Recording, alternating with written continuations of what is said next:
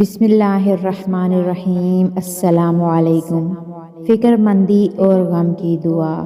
اللہم انی اعوذ بک من الہم والحزن والعجز والکسل والجبن والبخل وضلع الدین وغلبۃ الرجال۔ رسول اللہ صلی اللہ علیہ وآلہ وسلم یہ دعا کثرت سے کیا کرتے تھے۔ زندگی ہنسی خوشی گزارنا چاہتے ہیں تو اس دعا کو پڑھیں۔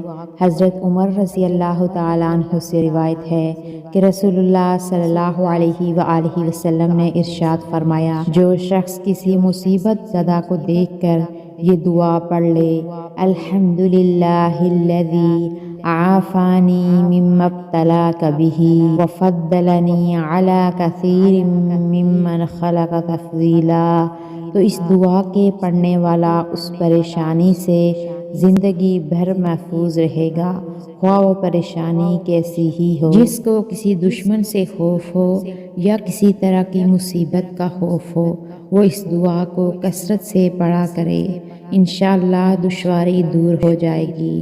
فاللہ خیر حافظا وہو ارحم الراحمین۔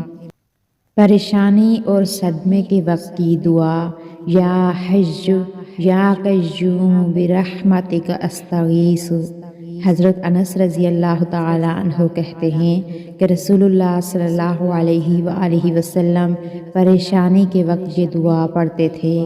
اللہ پاک سے دعا ہے، اللہ پاک ہم سب کی پریشانیاں اور مشکلات کو آسانیوں میں بدل دے، آمین۔